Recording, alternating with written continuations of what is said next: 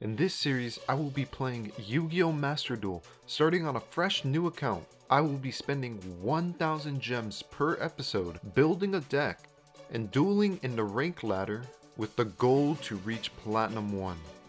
This is the Yu-Gi-Oh! Starter Series. Hi everyone, Kush here, and I'm really excited to start this series. First, I'm going to be obtaining these very powerful cards. Alright, and that's Raigeki. And Monster Reborn. Alright, now that we got these cards, let's go to the shop. Wait, before we do, let's collect our missions. Alright, claim all at once. Alright, now let's go to the shop. Okay, opening up the shop, it seems we have a lot of options. The first are 3 packs.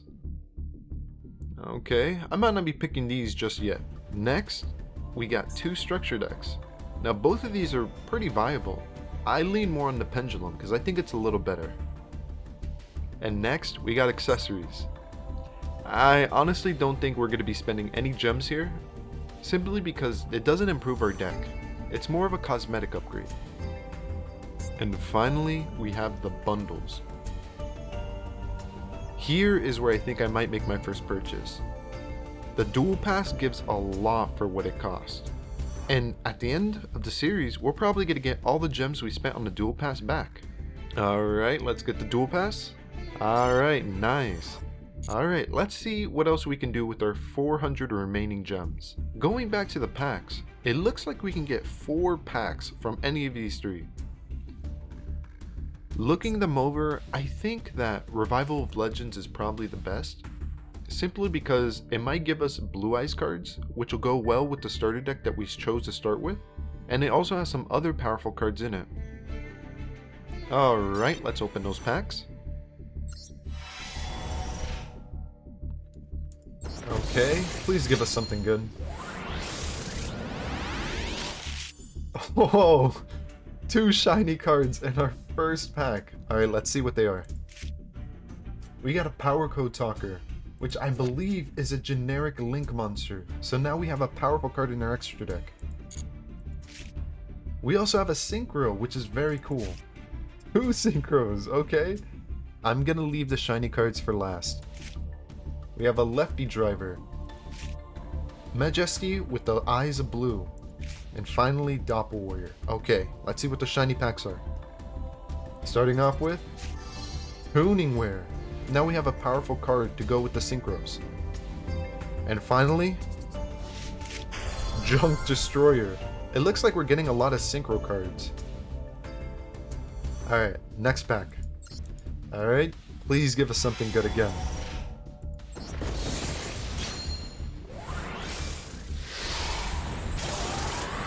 Whoa. Another shiny card. Let's save that one for last. A Doppel Warrior. Recoded Alive. A Code Talker. A Waboku, that's a good card for now. A Power Code Talker. Another Waboku. A Backup Secretary. And finally, a Dragon Spirit of White. This will go perfect in our dragon deck. Since we unlocked the Dragon Spirit of White, now we have access to a secret pack involving Blue Eyes and Scrap. Since we have 200 gems, 2 packs, let's look at both these packs and see if we want to invest into them. So checking out the Scrap pack first, it looks like we got a lot of Synchro support cards. Okay, so far it looks like I don't really want anything from this pack. Let's check out the Blue Eyes one. Now this one has so many Blue Eyes support cards, it's crazy.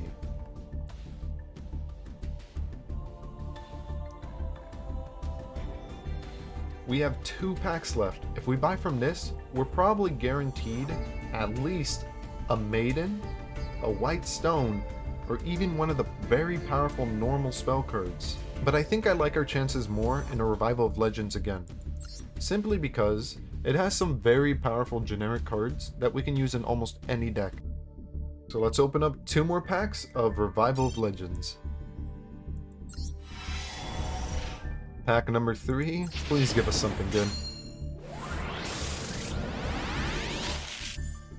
Okay, no shiny this time. Let's see what we got. A Polymerization, a Deco Destruction, a Junk Blader, a Kaiba Man, a Waboku again. We have 3 copies of them now. A Recoded Alive, another Recoded Alive, and a Blue Eyes Chaos Dragon. That's cool. Alright, with our final pack, let's see what we get. Alright, final pack, please give us something good.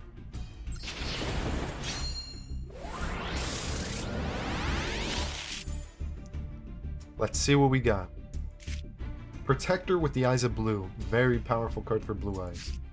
A Junk Gardna, Majesty Eyes with Blue, a Rush Warrior, another Protector, Signet Optimization, Priestess with Eyes of Blue, and Chaos Form. Alright, and with that we spent our 1,000 gems. Let's go to the deck builder and see what we can make.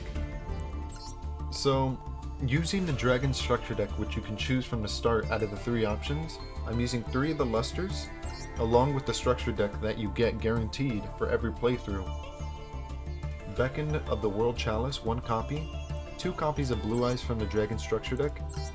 From the solo mission, I'm using Marauding Captain. This is because when he's summoned, I can shuffle a card in my hand, draw one, and if it's a monster, special summon it. It's important because I run a lot of high-level monsters, so if I end up using this effect and drawing one of them, I could just special summon him immediately. Axe of Dragonute because he has 2000 attack, and I'm running some of the Monarchs from the Monarch Structure deck, which you can get in the solo play missions. Because they're simply very powerful and they have really good effects. Zaborg targets a monster on the field, destroys it. Mobius targets 2 spell or traps on the field, destroys them. This guy discards a card from your opponent's hand. This guy targets a card, puts it on top of the deck, and this guy banishes a card. All of them very powerful. Finally, we have 1 Strong Wind Dragon.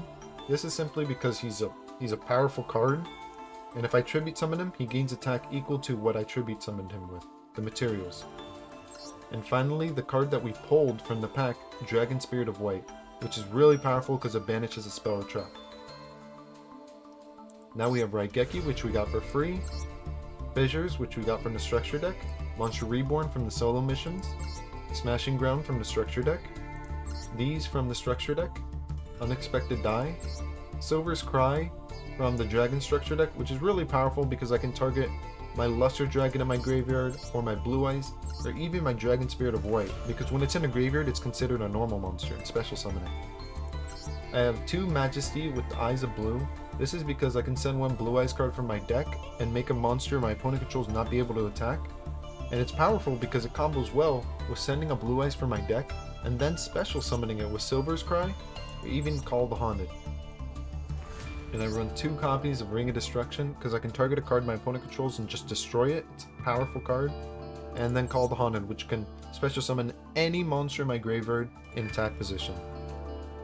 And with my extra deck, I have 5-Headed Dragon, which doesn't need to be in here, I'm just leaving it in because he's cool. He's a cool card. I have Mighty Warrior, which doesn't need to be in here also because I have no tuners in my deck, so I can't Synchro Summon. But I'm just leaving the cards that are playable at some point in my extra deck. Stardust Charge Warrior, who's similar. I can't summon him, but he is playable in the future, so I'll leave him in here for now. Kachikochi Dragon is a free-to-play card that everybody has access to. You use 2 level 4s and you summon him, and if he destroys a monster, he can attack again. He's very good. We have Code Talker, who's a newer card that I have, that I got from the packs. And if he points to a card, this card gains more attack. And also he can't be destroyed by card effects. He can't be destroyed by battle or card effects while he points to a monster. Defender.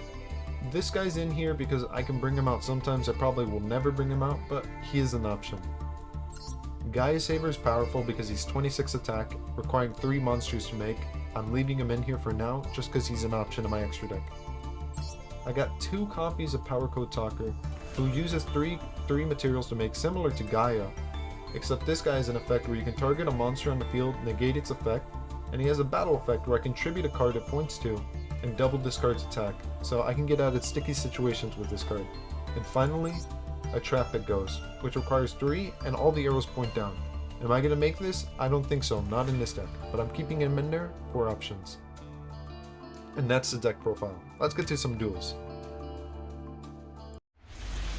Okay. Our starting hand is 2 Marinating Captain and 2 Monarchs and 1 Ring of Destruction.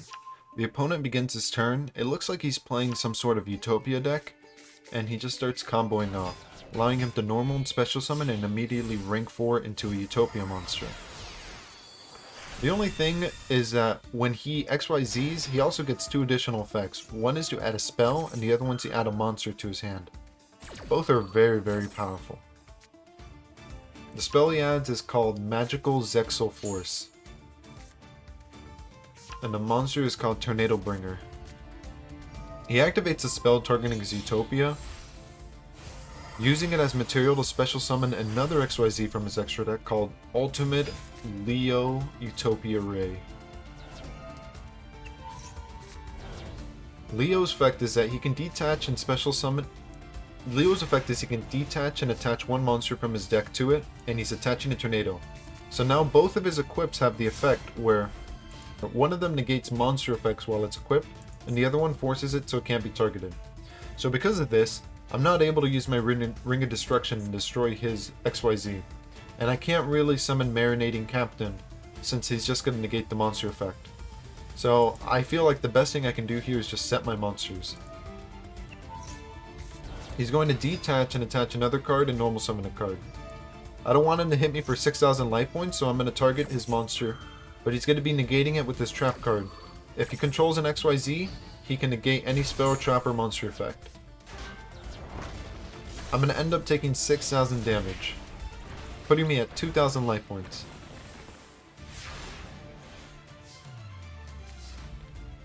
On my turn, I draw a Fissure, which I activate to destroy his monster.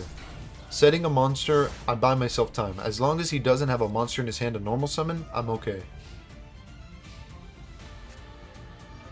He's going to activate a spell card that equips more monsters to it from his deck. He's going to attack me. He didn't have a monster to attack this time. On my turn, I'm going to draw another Monarch. This isn't looking very good. I'm not able to summon my Monarchs. I'm going to set a monster and end my turn. He's going to activate a field spell and normal summon a monster. And with that, he won the duel, attacking for 6,000 life points directly. First game win as a loss. So the next duel, I opened up a little better having more spells and less Monarchs in my hand. I activated Unexpected Die to special summon a normal monster from my deck. And then I normal summoned the other normal monster in my hand. On his turn, he uses Smashing Ground to destroy my monster and sets 2 cards. I'm a little afraid of these 2 cards, so what I'm going to end up doing is tributing my monster for Ryza, allowing me to target one of his cards and put it in the top of his deck. Then I'm going to set a card, Majesty of the Eyes of Blue, which allows me to protect my card just in case he is going to be destroyed by battle. Which allows me to make an opponent's monster not be able to attack. He's going to set 2 cards and end his turn. I'm going to draw another Majesty with the Eyes of Blue. I'm just going to attack him directly. And then my turn.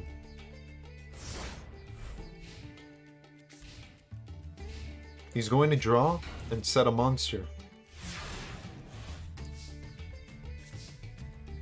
Here I draw Strong Wind Dragon, which could be tribute summoned, but I don't feel like it's necessary at this moment. I'm too afraid to normal summon a monster just in case he has a trap hole card in his back row.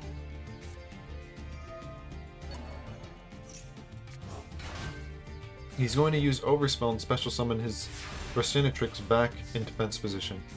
I'm going to draw a Monarch. I'm going to enter battle phase and attack his monster and end my turn. He's going to activate Call the Han and to special summon his monster back. I'm assuming he's just trying to protect his life points.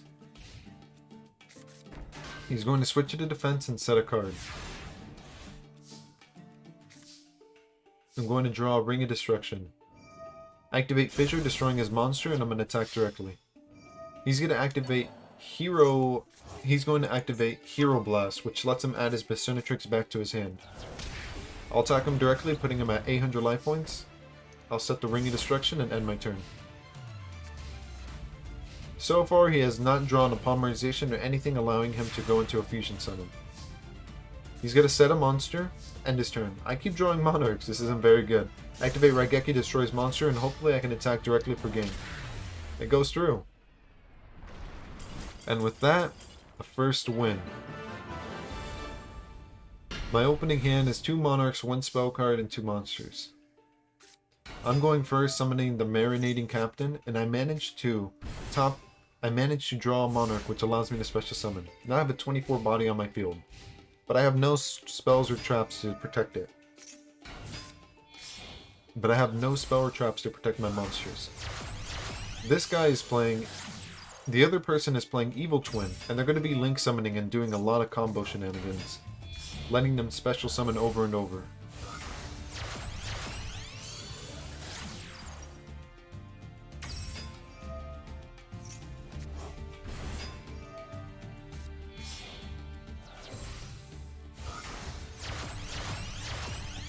Finally, he's going to be ending with an Unchained Abomination. And activating a card in his hand called Parallel XC, which lets him special summon another copy from his deck. He's going to attack me, and his Unchained Abomination is going to have the effect that if a monster is destroyed by battle, you can destroy a card on the field. Finally, he's going to XYZ into a Babushka, which makes it so if I summon a monster, it's going to be changed to defense, and it can't activate its effects.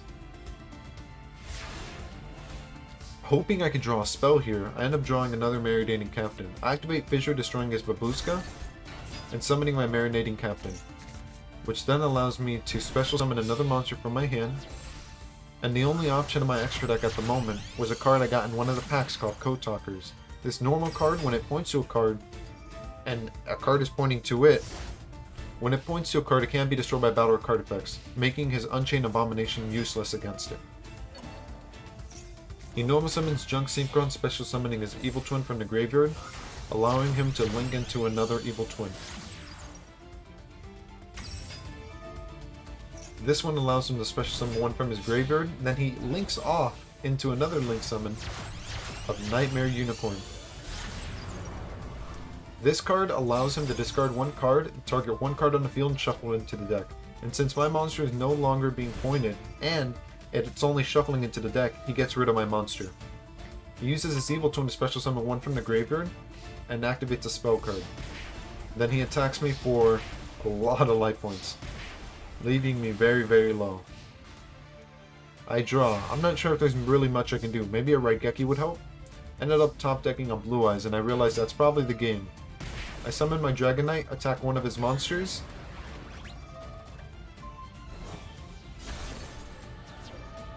and my Dragon Knight switches the defense position at the end of the battle phase. He activates his monster during my turn to special summon his own monster to let him draw one card.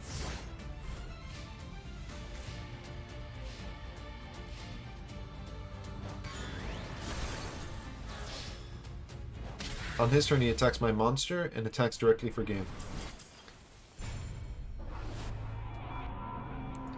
All in all, this deck is not very good. Opening up 4 packs and doing the solo missions, I was able to make this deck. It's pretty much completely free to play, but in the next episode, I'm going to be upgrading this deck with the 1000 gems, and I'm going to be able to climb even higher. Until then, thanks for watching. I hope you like this series. If you do, please support it. And until next time, I'll see you later. Peace.